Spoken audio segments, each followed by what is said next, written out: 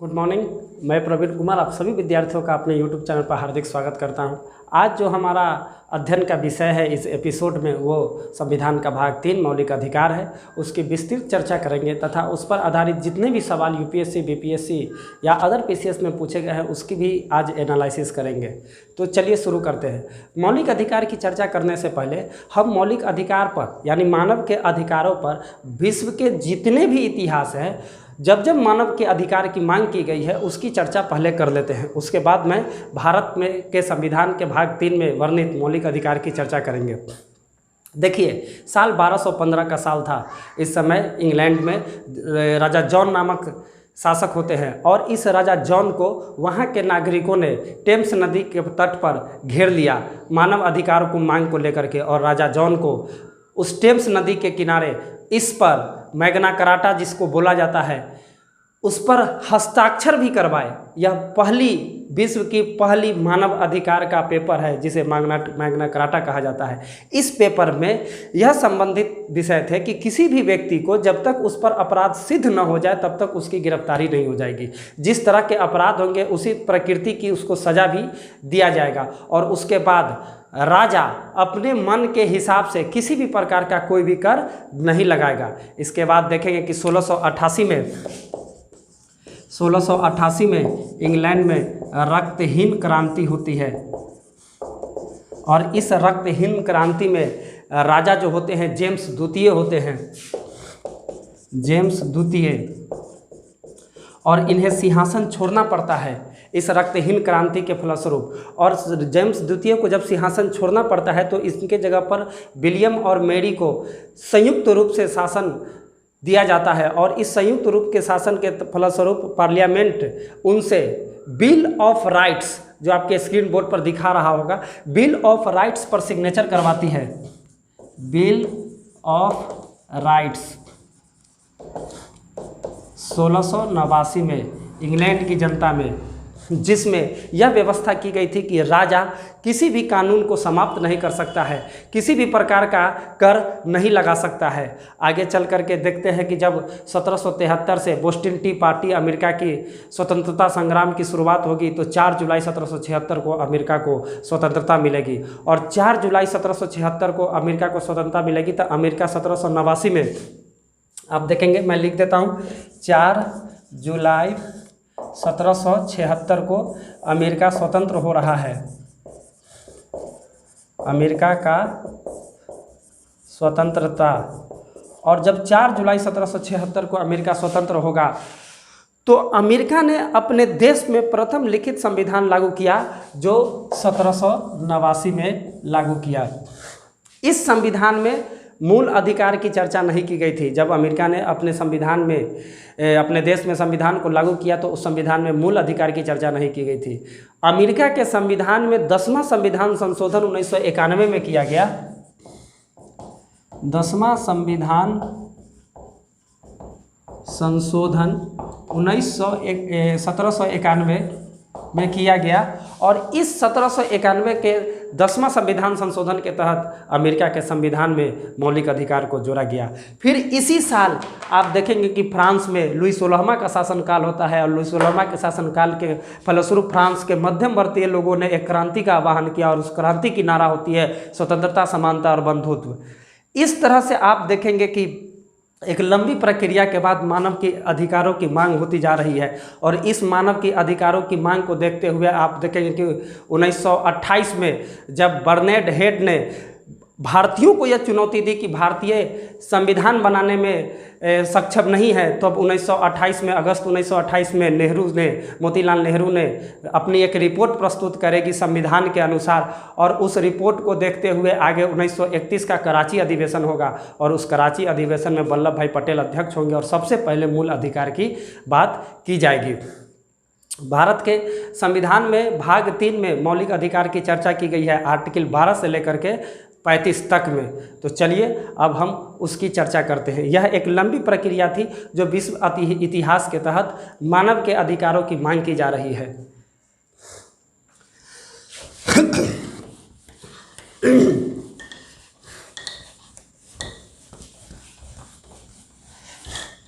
भारत के संविधान में भाग 3 में मौलिक अधिकार की चर्चा है, मौलिक अधिकार की चर्चा है आर्टिकल 12 से 35 तक में। देखिए, सबसे पहली बात है कि मौलिक अधिकार होता क्या है। मौलिक अधिकार कहेंगे किसे, तो मौलिक अधिकार किसी भी व्यक्ति के सर्वांगीण विकास में सहायक होता है, जो उसकी आर्थिक, सामाजिक, राजनीतिक, बौद्धिक क्षमता को विकसित करता है। यह राज्य के विरुद्ध दिया गया एक ऐसा अधिकार है जिस पर सुप्रीम कोर्ट और उस राज्य के उच्च न्यायालय प्रहरी के रूप में काम करते हैं। इसका हनन कोई कर नहीं सकता है, क्योंकि इसका जो प्रहरी है वो न्यायपालिका है, खुद सुप्रीम कोर्ट इसका प्रहरी है, खुद उच्च न्यायालय इसका प्रहरी है। किसी भी व्यक्ति को कुछ दशाओं को छोड़कर मौलिक अधिकार का हनन कभी किया नहीं जा सकता है। आइए आर्टिकल 12 को देखते हैं। इस आर्टिकल 12 में मौलिक अधिकार की परिभाषा है। परिभाषा, मौलिक अधिकार की परिभाषा है आर्टिकल 12 में, जो यह कहता है कि मौलिक अधिकार व्यक्ति के वह अधिकार है जो उसके सर्वांगीण विकास में सहायक होते हैं, उसकी राजनीतिक, आर्थिक, सामाजिक, बौद्धिक क्षमता को विकसित करने में मौलिक अधिकार सहायक है। और यह राज्य के विरुद्ध दिया गया अधिकार है जो व्यक्ति के पास व्यक्ति के प्राधिकार में अधिकार है। और आप देखेंगे कि इसके प्रहरी के रूप में उच्चतम न्यायालय और उच्च न्यायालय को बनाया गया है। आर्टिकल 32 के तहत संवैधानिक उपचारों का अधिकार और आर्टिकल 226 के तहत उच्च न्यायालय इसके प्रहरी के रूप में काम करते हैं। आइए आगे चर्चा करते हैं आर्टिकल 13 की। इसमें राज्य को चुनौती दी गई है कि राज्य ऐसा कोई भी कानून नहीं बनाएगा कि मौलिक अधिकार के उपबंधों को प्रतिबंधित करे। यानी कि राज्य को रोका गया है, राज्य विधानमंडल के पास कोई शक्ति नहीं है कि मौलिक अधिकार से संबंधित कोई भी कानून बनाए। अब आते हैं मौलिक अधिकार के बारे में। देखिए, मूल संविधान में मौलिक अधिकार 7 प्रकार के थे, लेकिन अभी वर्तमान में मौलिक अधिकार 6 प्रकार के हैं। चलिए उसकी चर्चा करते हैं। सबसे पहले समता का अधिकार, आर्टिकल 14 से 18। दूसरा स्वतंत्रता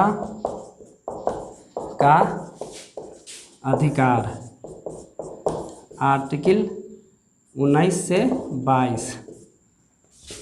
तीसरा शोषण के विरुद्ध अधिकार,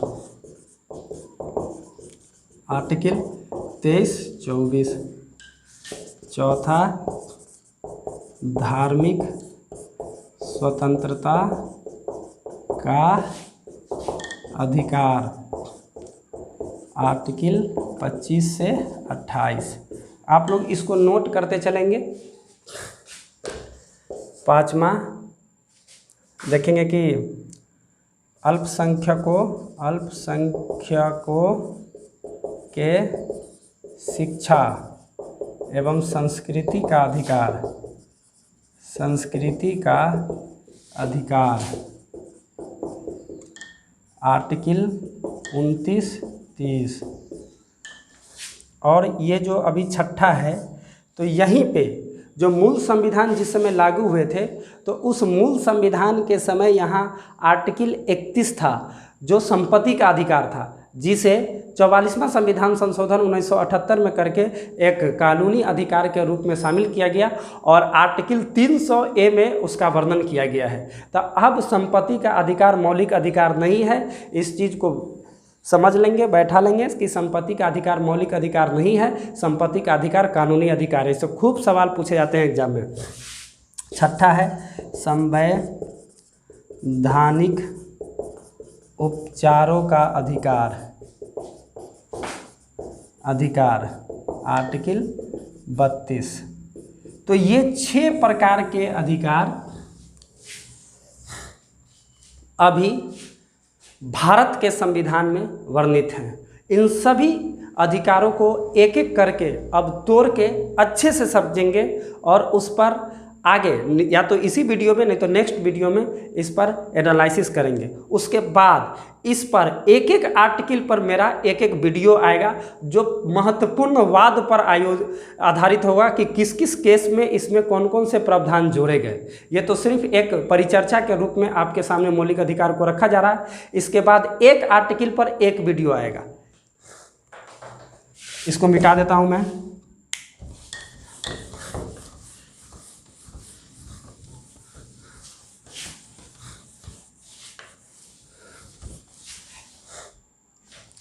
आइए पहला देखते हैं हम लोग, समता का अधिकार, आर्टिकल 14 से 18। इस आर्टिकल 14 से 18 में समता का अधिकार का वर्णन किया गया है, जिसमें आर्टिकल 14 यह कहता है कि विधि के समक्ष समता का अधिकार। इसमें दो वर्णन है, एक है विधि के समक्ष समता तथा विधि का समान संरक्षण। ये देखेंगे, ये आपका जो विधि के समक्ष समता का अधिकार है, ये ब्रिटिश के संविधान से लिया गया है, ब्रिटिश संविधान से, और ये अमेरिका के संविधान से।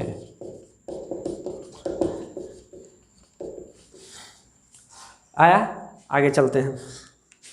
देखिए, जैसा कि आप देख रहे हैं कि समता का अधिकार है, मतलब कि समान अधिकार होगा, चाहे कोई भी हो उसको समान अधिकार होंगे।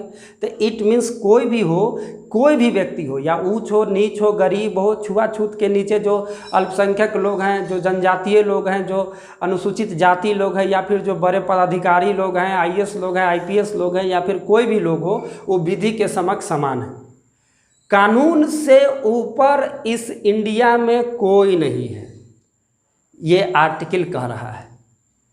आया बात समझ में कि अगर इसमें कोई भी सबसे ऊपर है तो वह विधि है, कानून है, उसके ऊपर इस देश में कोई नहीं है, और समान परिस्थितियों में विधि का समान संरक्षण दिया जाएगा। लेकिन इस अनुच्छेद के कुछ अपवाद भी हैं। अपवाद क्या है? तो अपवाद है आर्टिकल 361। आर्टिकल 361 क्या कहता है? आर्टिकल 361 कि राष्ट्रपति को और राज्यपाल को अपने कर्तव्यों के निर्वहन के लिए किसी भी न्यायालय में उनके विरुद्ध कोई भी प्रक्रिया शुरू नहीं की जाएगी। उनके खिलाफ किसी भी प्रकार का कोई भी मतलब उनकी गिरफ्तारी से संबंधित या फिर उनके विरुद्ध कोई भी न्यायालय वो फैसला नहीं सुनाएगी। तो ये राष्ट्रपति और राज्यपाल से संबंधित उनको कुछ विशेषाधिकार है। उसके बाद संसद की प्रक्रिया जो चल रही होती है, तो संसद की प्रक्रिया चलने के दरमियान किसी भी सदस्य के द्वारा कही गई कोई भी बात के खिलाफ कोई भी प्रकार का प्राथमिकी दर्ज नहीं कराई जाएगी। यानी कि संसद के सदन में कोई भी सदस्य किसी भी प्रकार का टीका टिप्पणी करते हैं या बोलते हैं तो किसी भी प्रकार का उन पर न्यायालय में उनको खड़ा नहीं किया जाएगा, उन पर केस दर्ज नहीं किया जाएगा, उनको चुनौती नहीं दी जाएगी। ये तीसरा क्या है कि संसद में चलने वाली प्रक्रिया या राज्य विधानसभा या विधानमंडल में चलने वाली प्रक्रिया का सत्य कार्यवाही का टेलीविज़न पर प्रसारण किया जाएगा। तो ये सारा प्रावधान कितने हैं? आर्टिकल 14 में है। चलिए आगे देखते हैं। आर्टिकल 15,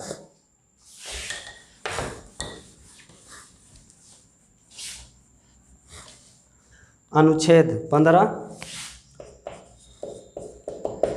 अनुच्छेद 15 यह कहता है कि राज्य किसी भी व्यक्ति के साथ उसके जन्म स्थान, धर्म, जाति, लिंग के आधार पर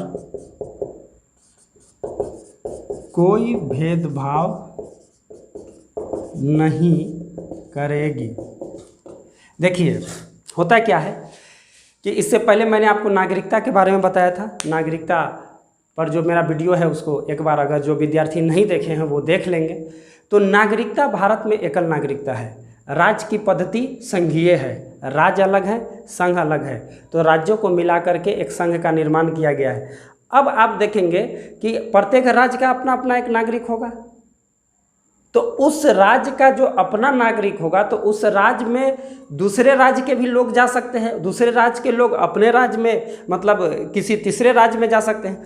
तो इस आधार पर राज्य का जो कैबिनेट है, राज्य विधानसभा का जो कैबिनेट है, तो उसको राज्य को किसी भी व्यक्ति के साथ, वो कहीं का भी व्यक्ति हो, भारत के राज्य क्षेत्र में जन्मा कहीं का व्यक्ति हो, कहीं निवास कर सकता है। भारत में एकल नागरिकता है, वो नागरिकता भारतीयता है।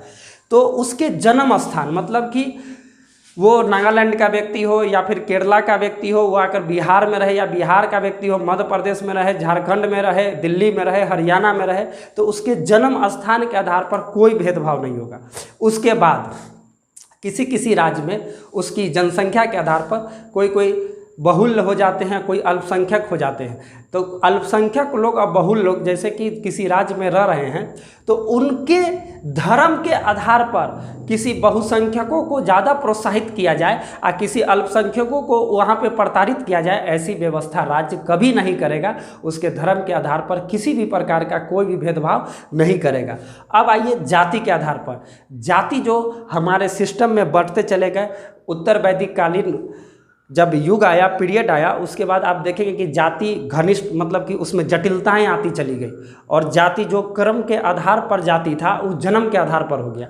तो अब उस चीज़ को देखते हुए संविधान निर्माताओं ने देखा कि नहीं भाई, भारत में बहुत ज़्यादा जातियां हैं जिसके कारण काफ़ी भेदभाव है, तो उसको ख़त्म कर दिया गया है कि जाति के आधार पर भी किसी को किसी भी प्रकार का कोई भेदभाव नहीं कर सकता है। लिंग के आधार पर न महिला में, न पुरुष में, न ट्रांसजेंडर में किसी भी प्रकार का कोई भी भेदभाव समाप्त किया गया है। आइए आर्टिकल 15 में यह भी प्रावधान किए गए हैं, इसके सब कॉलम में यह प्रावधान किया गया है कि राज्य को यह अधिकार है कि किसी भी समाज से पिछड़े हुए लोगों के लिए, उनके समाज की मुख्य धारा से जोड़ने के लिए, उनके उत्थान के लिए कोई भी प्रावधान कर सकता है। यह आर्टिकल 15 के सब कॉलम में है। या फिर जैसे देखेंगे कि अनुसूचित जनजाति के लिए प्रावधान है, अनुसूचित जाति के लिए प्रावधान है। उसके बाद देखेंगे महिलाओं का आरक्षण से प्रावधान है। जैसे बिहार में आप पंचायती राज व्यवस्था के तहत 50% ये महिलाओं को आरक्षण दिया गया है। फिर महिलाओं को सरकारी नौकरी में आरक्षण देने के लिए 33% किए गए हैं। तो ये सभी प्रावधान राज्य अपने विशेषाधिकार के आधार पर कर सकता है। आइए आर्टिकल 16 को देखते हैं।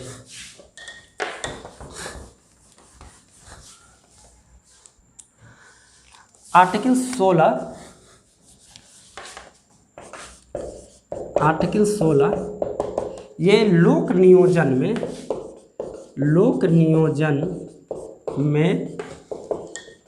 अवसर की समता का अधिकार का वर्णन है। आइए इस पर चर्चा करते हैं। देखिए लोक नियोजन में, लोक नियोजन मतलब क्या, जो भी सार्वजनिक सरकारी पद होगा उस पर अवसर की समानता का प्रावधान किया गया है। यही प्रावधान आप देखेंगे कि प्रस्तावना में भी किया गया है। जैसे हम भारत के लोग भारत को एक संपूर्ण प्रभु संपन्न समाजवादी पंथनिरपेक्ष लोकतंत्रात्मक गणराज्य बनाने के लिए तथा उसके समस्त नागरिकों को सामाजिक, आर्थिक, राजनीतिक न्याय, विचार, अभिव्यक्ति, विश्वास, धर्म और उपासना की स्वतंत्रता तथा अवसर की समता प्राप्त करने के लिए, आ गया ना, अवसर की समता प्राप्त करने के लिए प्रस्तावना में भी। तो इस चीज़ को देखते हुए आर्टिकल 16 में यहाँ सभी लोगों के लिए समान व्यवस्था उत्पन्न किए गए हैं कि लोक नियोजन की जब भी बात आएगी तो उस पर सभी लोग समान होंगे। लेकिन इसका भी अपवाद है। अपवाद ये है कि राज्य को ये अधिकार दिया गया है कि वह अपने किसी भी पिछड़े हुए जाति के लिए, जनजाति के लिए या पिछड़ी जाति के लिए उत्थान के लिए अपने अनुसार आरक्षण का प्रावधान करेगी। अभी आप देखेंगे कि जब संविधान लागू हुआ तो 10 वर्षों के लिए आरक्षण का प्रावधान किया गया था, लेकिन अभी इस 10 वर्षों के आरक्षण के प्रावधान को देखेंगे कि हमेशा समय समय पर आगे इंक्रीजिंग करते गया, असेंडिंग ऑर्डर में संसद करते चला गया, बढ़ते चले गए। अभी जो आप देखेंगे कि जो 104वां संविधान संशोधन अधिनियमित किया गया है, ये इन्हीं के आरक्षण से संबंधित है, आर्टिकल 16 के अपवाद में, जो 25 जनवरी 2030 तक, मैं लिख देता हूँ, 104वां संविधान संशोधन अधिनियम जो SC ST को 25 जनवरी 2030 तक आरक्षित, मतलब कि लोकसभा में, राज्यसभा में, राज्य विधानसभाओं के सीटों में आरक्षण का प्रावधान किया गया। जैसे आप देखें कि अनुसूचित जाति का 84 सीट रिजर्व है, अनुसूचित जनजाति का 47 सीट रिजर्व है। तो ये सभी रिजर्वेशन 104वां संविधान संशोधन अधिनियम के तहत जो 25 जनवरी 2030 तक बढ़ा दिए गए। चलिए आगे चलते हैं अगले आर्टिकल की तरफ। इस सबको नोट करते चलेंगे आप लोग।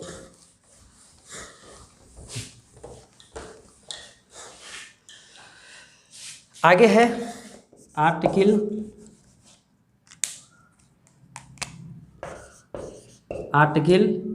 17 अस्पृश्यता।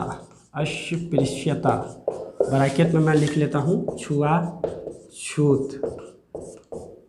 अस्पृश्यता छुआछूत की समाप्ति। आर्टिकल 17 क्या कहता है कि अस्पृश्यता जो छुआछूत समाज में विद्यमान थे उसकी समाप्ति का प्रावधान किया गया है। देखिए, ये तो आपको मौलिक अधिकार में भी है। अब उसके बाद भारत शासन सरकार अधिनियम ने 1955 में भी भारत सरकार अधिनियम या अस्पृश्यता अधिनियम, इसे अस्पृश्यता अधिनियम 1955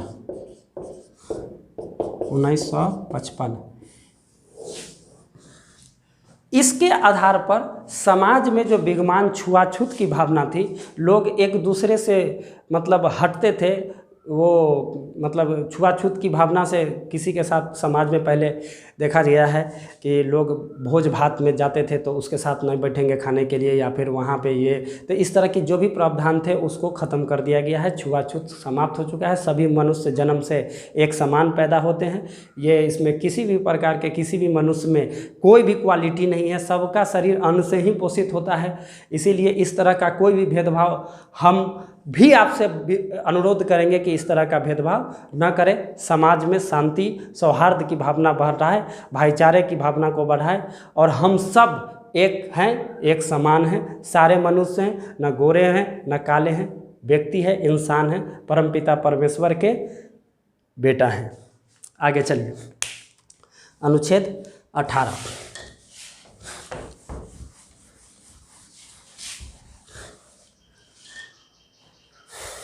आर्टिकल 18 देखिए, उपाधियों का अंत का वर्णन। देखिए, उपाधियों होता क्या था कि पहले लोग समाज में, या फिर पहले इतिहास अगर आप पढ़े होंगे तो राजाओं ने जिस तरीके से अपने आप को समाज में श्रेष्ठ साबित करने के लिए उपाधियां धारण करने लगे। जैसे सेनानी की उपाधि है, यह आप पुष्यमित शुंग ने धारण किया था। उसके बाद विक्रमादित्य की उपाधि है, परम भट्टारक की उपाधि है, महाराजा धीराज की उपाधि है। तो इस तरह के समाज में जो उपाधियां एक प्रावधान चला हुआ था, उस सभी समाज के उपाधियों को देखते हुए इसको समाप्त किया गया है। हाँ, लेकिन सेना से संबंधित लोगों को, शिक्षा से संबंधित लोगों को इसमें कुछ विशेष छूट दी गई है और उन्हें उपाधियों से नवाजा जाएगा। इससे सेना से संबंधित उपाधि तथा शिक्षा से संबंधित उपाधि को जब 1977 में मोरारजी देसाई का सरकार बनेगा, शासनकाल आएगा, तो मोरारजी देसाई ने ये सब जो भारत सरकार, भारत रत्न है, पद्मश्री है,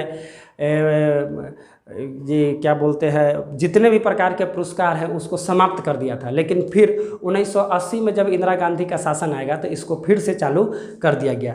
तो इतने थे 8 समता के अधिकार के तहत। मैं फिर से रिवीजन कर देता हूँ। समता का अधिकार आर्टिकल 14 से 18। आर्टिकल 14 में विधि के समक्ष समता का अधिकार, यानी विधि के समक्ष समता तथा विधि का समान संरक्षण। विधि के समक्ष समता ब्रिटिश संविधान से लिया गया तथा विधि का समान संरक्षण अमेरिका के संविधान से लिया गया। उसके बाद आर्टिकल 15, राज्य किसी भी व्यक्ति के साथ उसके जन्म स्थान, लिंग, धर्म, जाति के आधार पर कोई भी भेदभाव नहीं करेगी। आर्टिकल 16, लोक नियोजन में अफसर की समानता। आर्टिकल 17, अस्पृश्यता का अंत, छुआछूत का अंत। और आर्टिकल 18, उपाधियों का अंत। ये आपके समता के अधिकार के तहत थे। अब आते हैं आर्टिकल स्वतंत्रता का अधिकार, आर्टिकल 19 से 22।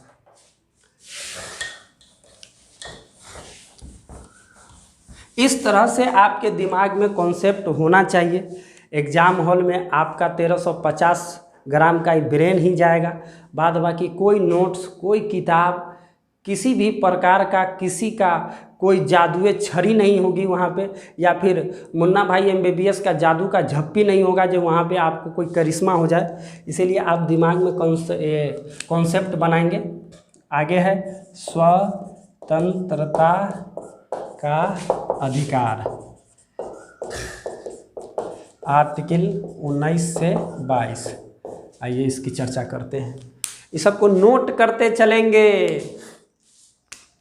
आर्टिकल 19, आर्टिकल 19 में 6 प्रकार की स्वतंत्रता का वर्णन किया गया है, जिसमें पहला है ए में विचार एवं अभिव्यक्ति की आज़ादी। इसको विचार एवं अभिव्यक्ति की आज़ादी को 1951 में प्रथम संविधान संशोधन के तहत जोड़ा गया। 1951 में प्रथम संविधान संशोधन के तहत जोड़ा गया।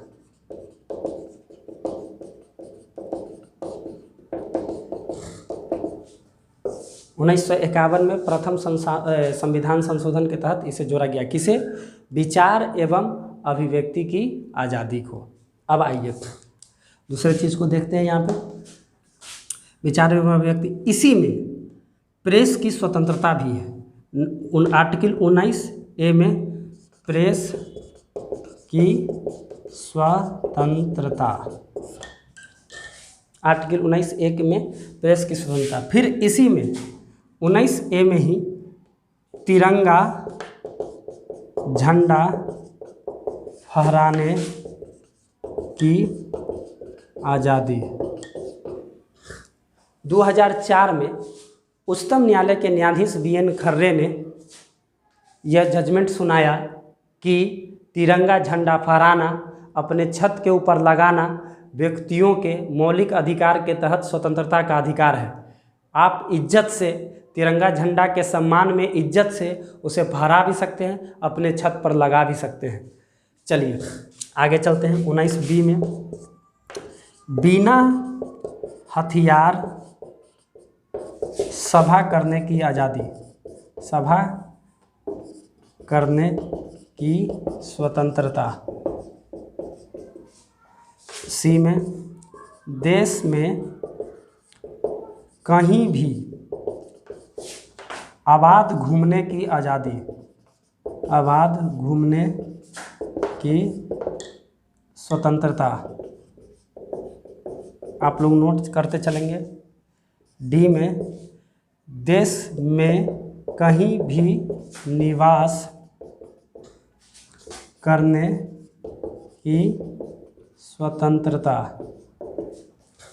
E में संघ बनाने की स्वतंत्रता। जैसे देखेंगे कि सबका अपना अपना एक संघ होता है, डॉक्टरों का संघ होता है, रिक्शा चालकों का संघ होता है, टेम्पू चालकों का संघ होता है, ट्रकों का संघ होता है, मोटर जितने भी हैं उनका अपना अपना संघ होता है, आईएएस का संघ होता है, आईपीएस का संघ होता है, विद्यार्थियों का अपना एक संघ होता है। और एफ में जीविका उपार्जन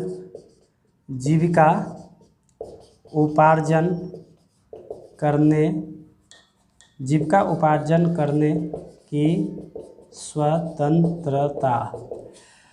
तो इतने 6 प्रकार की स्वतंत्रता आर्टिकल 19 में दिए गए हैं, जिसमें आर्टिकल 19A ये कहता है कि विचार, मतलब आपके जो विचार हैं एवं अभिव्यक्ति की आज़ादी है, आप अपने विचार प्रस्तुत कर सकते हैं, अभिव्यक्ति प्रस्तुत कर सकते हैं। तो इसे 1951 में प्रथम संविधान संशोधन के तहत जोड़ा गया। उसके बाद इसी आर्टिकल में प्रेस की स्वतंत्रता का वर्णन किया गया है। बात समझ के आगे चलिए। तिरंगा झंडा फहराने की आज़ादी, इसे 2004 में VN खर्रे उच्चतम न्यायालय के मुख्य न्यायाधीश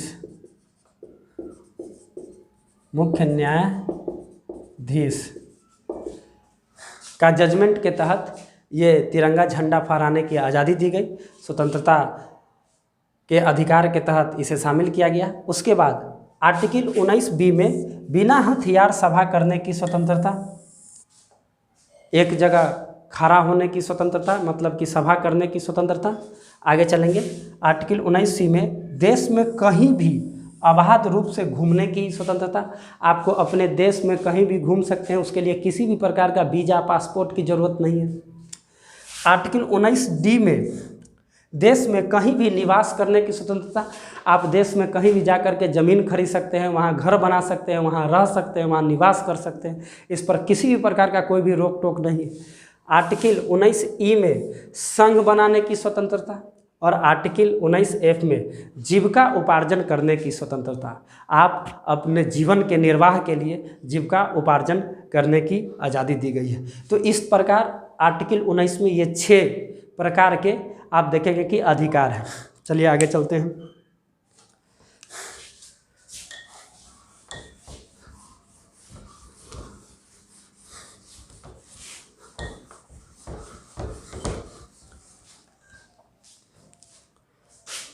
आर्टिकल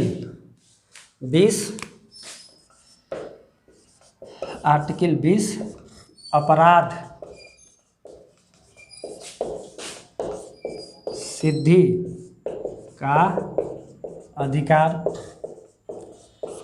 देखिए, इसमें 3 प्रावधान किए गए हैं। 3 प्रावधान ये किए गए हैं कि व्यक्ति का जब तक अपराध सिद्ध न हो जाए तब तक वह अपराधी नहीं है। मतलब कि व्यक्ति ने आपको पुलिस पकड़ के ले गया, लेकिन आप उस समय तक दोषी नहीं हैं जब तक न्यायालय ने आप पर दोष साबित नहीं कर दिया, पहला। दूसरा, जिस समय व्यक्ति ने अपराध किया है उस समय के प्रावधानों के अनुसार उसे सज़ा मिलेगी, न कि पहले के प्रावधानों के अनुसार और बाद में आने वाले प्रावधानों के अनुसार उसको सज़ा नहीं मिलेगी।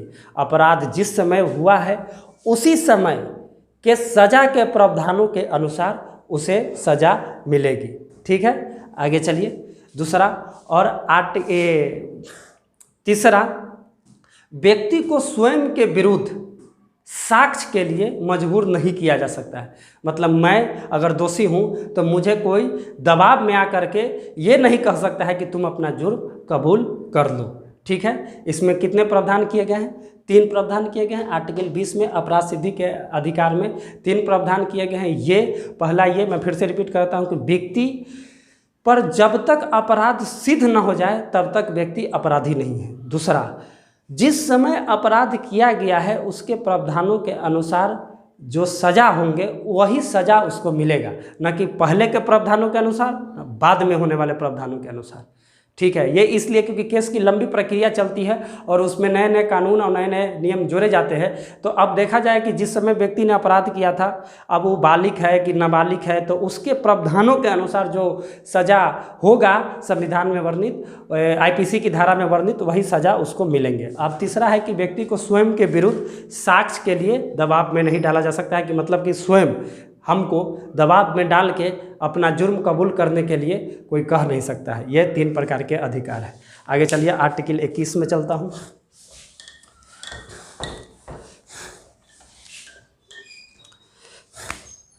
आर्टिकल 21, आप आर्टिकल 21 में देखेंगे प्राण एवं दैहिक स्वतंत्रता का अधिकार। आपके जीवन, आप स्वच्छ वातावरण में जिए, संतुलित माहौल हो, किसी भी प्रकार का भय नहीं हो, इस सभी बातों की गारंटी संविधान लेता है। आपके प्राण का, आपके दैहिक स्वतंत्रता का अधिकार है, आपको संविधान ने मौलिक अधिकार में रखा है, और विधि के अनुसार को छोड़ के आपके प्राण कोई ले नहीं सकता है। चलिए, इसमें 86वां संविधान संशोधन किए गए 2002 में, और इस संवैधानिक संशोधन के तहत 86वां संवैधानिक संशोधन के तहत इसी आर्टिकल में 6 से 14 वर्ष तक के बच्चे को निःशुल्क शिक्षा का प्रावधान किया गया। मतलब राज्य शिक्षा का प्रावधान, मतलब राज्य को यह निर्देश दिया गया कि 6 से 14 वर्ष तक के जितने भी बच्चे हैं उसको शिक्षा का प्रावधान किया जाए, उसको शिक्षित बनाया जाए, शिक्षा मुहैया कराया जाए। तो आप देखेंगे कि स्कूल में जो भी सरकारी स्कूल होते हैं, राजकीय प्राथमिक विद्यालय, माध्यमिक विद्यालय, उसमें किसी भी प्रकार का कोई भी फीस उसका प्रावधान नहीं किया गया है, खाना भी मिलता है और बच्चे वहाँ पे शिक्षा ग्रहण भी कर रहे हैं। आइए, इसी में आर्टिकल 21 में ही एक तो ये हो गए, ये हो गया, और ये है 24 अगस्त 2017 को के.एस.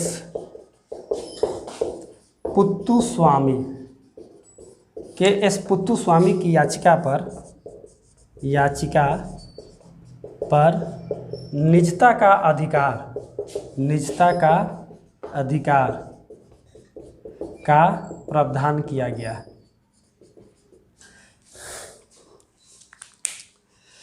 24 अगस्त 2017 को के.एस. पुत्तुस्वामी की याचिका पर निजता का अधिकार इसमें प्रावधान किया गया कि व्यक्ति का अपना निजी अधिकार है, निजता का अधिकार है, और वह प्राण एवं दैहिक स्वतंत्रता के अंतर्गत आता है, आर्टिकल 21 में आता है। तो आर्टिकल 21 में कितने प्रावधान? 3 प्रावधान। इसको एकदम दिमाग में बैठा लेंगे कि आर्टिकल 21 जो है उसमें प्राण एवं दैहिक स्वतंत्रता का अधिकार है। उसके बाद आप देखेंगे 86वां संविधान संशोधन 2002 के तहत 6 से 14 वर्ष तक के बच्चे को निःशुल्क शिक्षा मुहैया कराने के लिए राज्य को आदेश भी दिया गया। ये संवैधानिक संशोधन 3 आर्टिकल को छूता है। आपको मैं यहाँ भी चर्चा कर देता हूँ, आगे जब मेरा नेक्स्ट वीडियो आ रहा है उसमें भी इस चीज़ की चर्चा की जाएगी।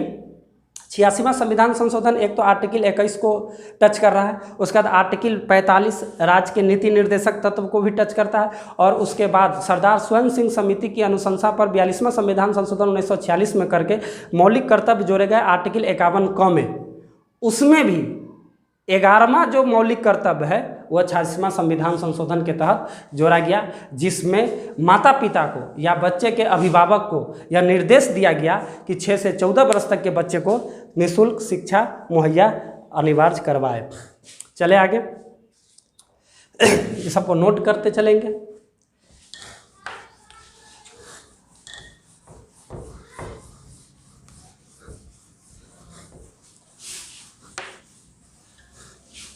ये सब स्वतंत्रता के अधिकार के तहत आता है। आगे चलिए, आर्टिकल 22 गिरफ्तारी के विरुद्ध अधिकार, विरुद्ध अधिकार, गिरफ्तारी के विरुद्ध अधिकार। अब इसमें देखिए ये आर्टिकल क्या कहता है। आर्टिकल 22 में यह प्रावधान किया गया है कि गिरफ्तारी के विरुद्ध अधिकार है व्यक्ति के पास।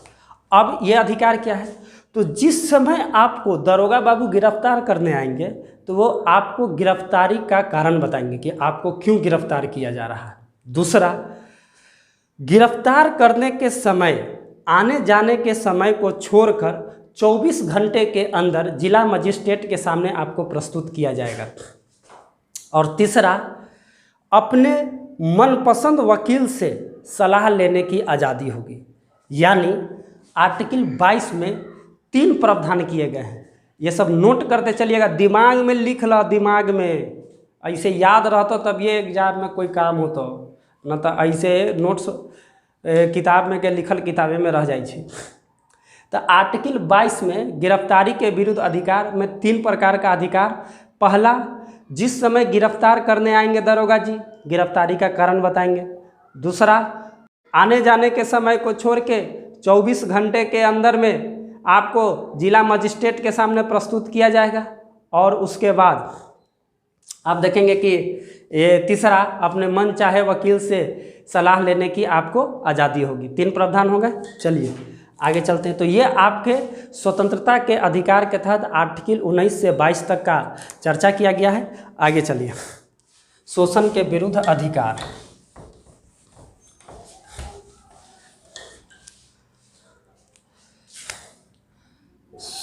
शोषण के विरुद्ध अधिकार, आर्टिकल 23-24। यह शोषण के विरुद्ध अधिकार आर्टिकल 23-24। अब इस शोषण के विरुद्ध अधिकार में आर्टिकल 23, मानव का दुर्व्यापार तथा बलात् श्रम को रोक, बलात् श्रम पर रोक का प्रावधान किया गया है। यानी पहले के ज़माना में दासों का व्यापार होता था।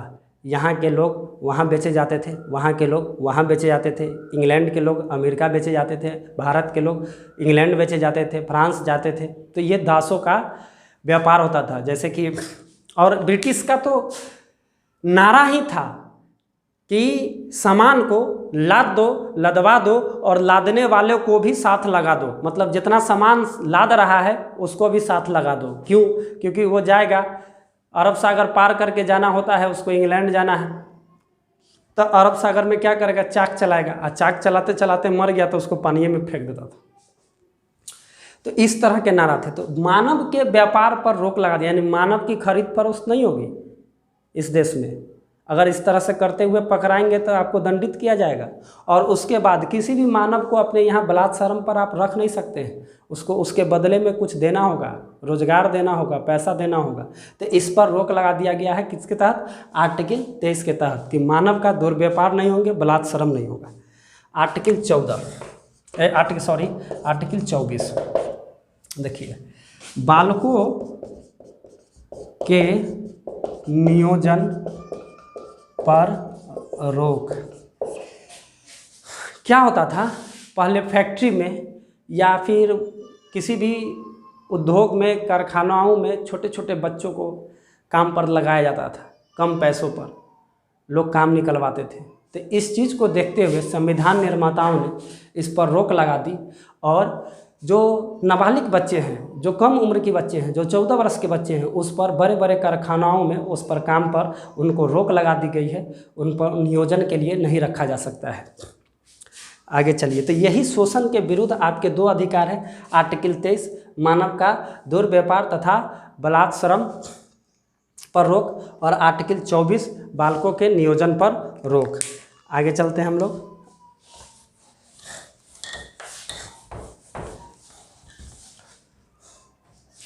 इस पर हमारा एक एक आर्टिकल पर एक एक वीडियो विशेष आएगा जो काफ़ी लंबे चौड़े होंगे। और उसके बाद पूरा इस मौलिक अधिकार पर जितने भी यूपीएससी में और पीसीएस में बीपीएससी में सवाल पूछे जा चुके हैं, उस क्वेश्चन बैंक को लेकर के उसका एनालिसिस क्लास भी मैं जल्द उपलब्ध कराऊंगा। आगे चलते हैं। धार्मिक स्वतंत्रता का अधिकार। धार्मिक स्वतंत्रता का अधिकार आर्टिकल 25 से 28, इसमें क्या प्रावधान किए गए हैं देखते हैं। आर्टिकल 25, अपने अंतःकरण के द्वारा किसी भी धर्म को मानने की स्वतंत्रता। भारत एक धर्मनिरपेक्ष देश है। इसमें धर्मनिरपेक्ष का अर्थ क्या होता है कि व्यक्ति के लिए धर्म होगा लेकिन किसी राज्य का अपना धर्म नहीं होगा। इट मीन्स किसी भी धर्म को राज्य प्रश्रय नहीं दे सकता है।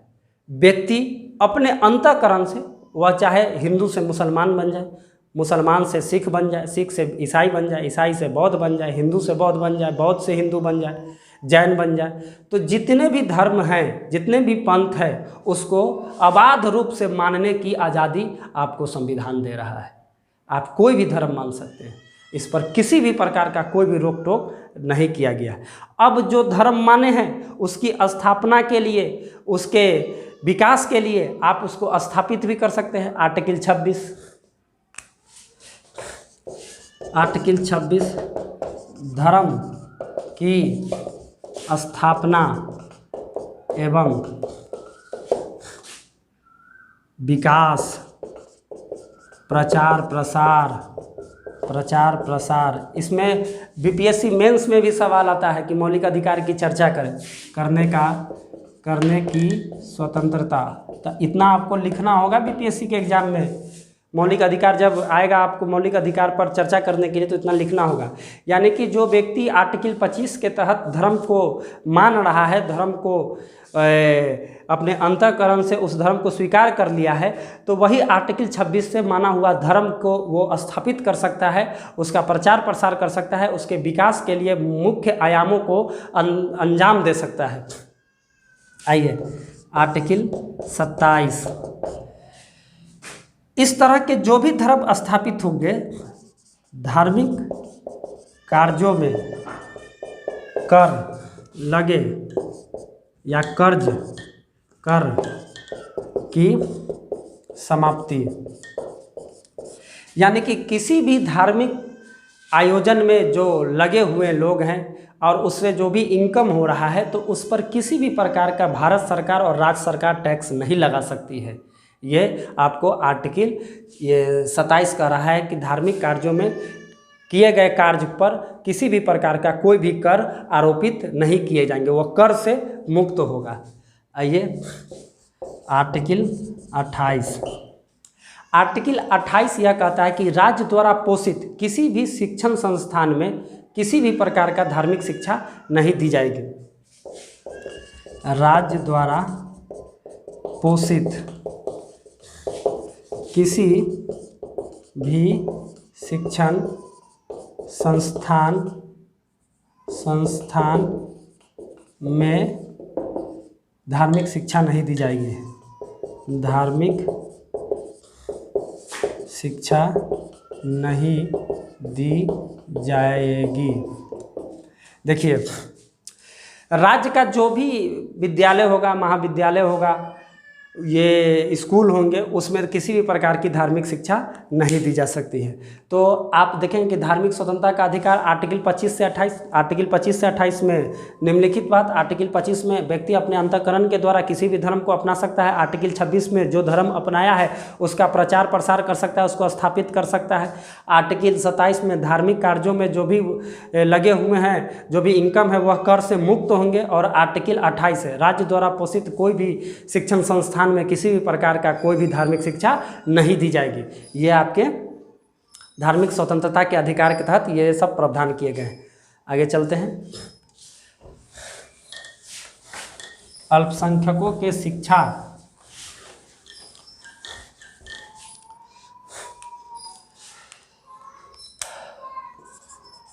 अल्पसंख्यकों के शिक्षा एवं संस्कृति का अधिकार,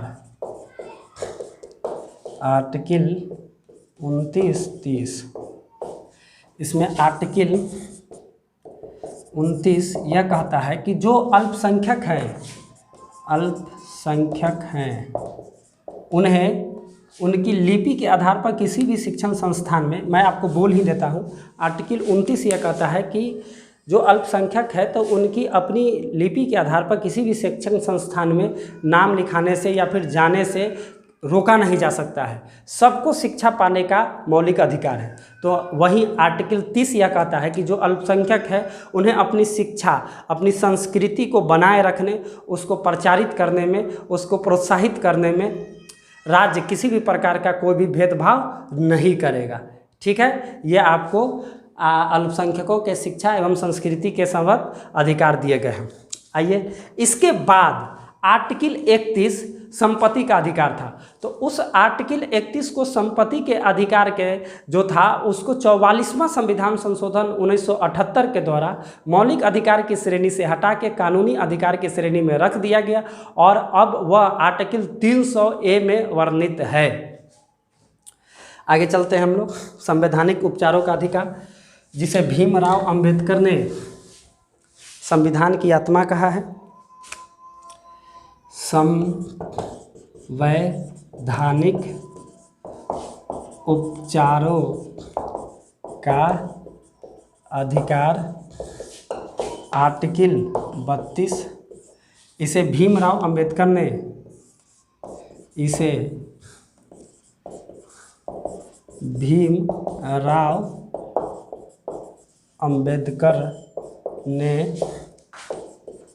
संविधान की आत्मा कहा है। देखिए, ये खूब कन्फ्यूजन वाला सवाल होता है। आप पीसीएस इन्हीं सभी सवालों को अपने एग्जाम में रखता है कि बच्चा कंफ्यूज करे, अगर कॉन्सेप्ट नहीं है तो वो गलत मार के आएगा। अगर आपसे सवाल पूछे कि भारतीय संविधान की आत्मा किसे कहते हैं तो आपका जवाब प्रस्तावना होगा। अगर जो आपसे सवाल पूछे कि भीमराव अंबेडकर ने किसे संविधान की आत्मा कहा है, तब आपका जवाब संवैधानिक उपचारों का अधिकार होगा। इस चीज़ को नोट कर लेंगे। मैं फिर से रिपीट कर देता हूँ कि अगर एग्जाम में सवाल ये है कि भारतीय संविधान की आत्मा किसे कहते हैं तो उसका जवाब प्रस्तावना होगा। अगर जो संविधान में ये सब एग्जाम में आपका ये सवाल है कि भीमराव अंबेडकर ने किसे संविधान की आत्मा कहा है, तो आर्टिकल 32 को कहा है, संवैधानिक उपचारों के अधिकार को कहा है। इसमें सर्वोच्च न्यायालय 5 प्रकार के रिट जारी करते हैं। पहला, बंदी प्रत्यक्षीकरण, बंदी प्रत्यक्षीकरण। दूसरा, परमादेश। तीसरा, प्रतिषेध। चौथा, उत्प्रेषण। और 5वां, अधिकार परीक्षा। तो आर्टिकल 32 के तहत उच्चतम न्यायालय और आर्टिकल 226 के तहत उच्च न्यायालय 5 प्रकार के रिट जारी करती है। ठीक है, तो बंदी प्रत्यक्षीकरण क्या है? तो यह उस पदाधिकारी के विरुद्ध अधिकार मतलब कि जारी की जाती है उस व्यक्ति की रीट पर जिस व्यक्ति को अवैध रूप से गिरफ्तार कर लिया गया है। तब उच्च न्यायालय और उच्चतम न्यायालय यह रीट, बंदी प्रत्यक्षीकरण, यह रीट जारी करके उस व्यक्ति को सशरीर प्रस्तुत करने का पदाधिकारी को आदेश देती है। आया बात समझ में कि यह बंदी प्रत्यक्षीकरण क्या है? जब कोई व्यक्ति यह समझता है कि मुझे अवैध रूप से गिरफ्तार कर लिया गया है तो वो उच्चतम न्यायालय या उच्च न्यायालय में रिट याचिका देगा और रिट उच्चतम न्यायालय और उच्च न्यायालय रिट जारी करके उस व्यक्ति को सशरीर प्रस्तुत करने का आदेश किसके देगी? अधिकारी को देगी। कौन?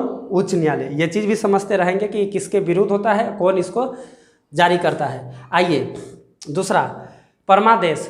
परमादेश क्या है कि जब कोई संस्था या जब कोई व्यक्ति अपने सार्वजनिक कर्तव्यों का निर्वहन नहीं करता है तो उच्चतम न्यायालय और उच्च न्यायालय इस तरह का रिट जारी करके उसको आदेश देती है कि आप अपने कर्तव्यों का निर्वहन कीजिए। यह संस्था और उस व्यक्ति के खिलाफ में जारी किया जाता है जो अपने कर्तव्यों का निर्वहन नहीं करते हैं। तो यह एक प्रकार का आदेश है जो उच्चतम न्यायालय और उच्च न्यायालय जारी करके देगा, रिट जारी करके देगा।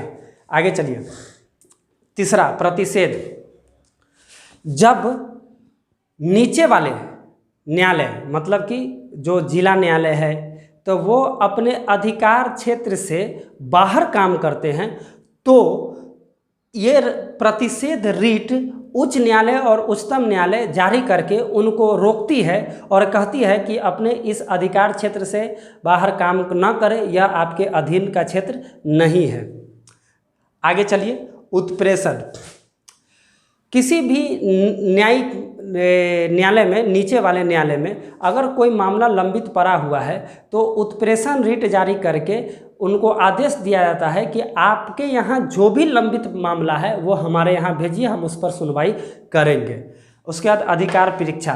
अधिकार परीक्षा या रिट उस व्यक्ति के खिलाफ जारी किया जाता है जो किसी सार्वजनिक पद पर कार्य कर रहा हो तो न्यायालय उसको यह रिट के द्वारा पूछती है कि आप किस अधिकार से इस पद पर बने हुए हैं और इसके कर्तव्यों का निर्वहन कर रहे हैं। तो ये 5 प्रकार का रिट, बंदी प्रत्यक्षीकरण, परमादेश, प्रतिषेध, उत्प्रेषण, अधिकार परीक्षा।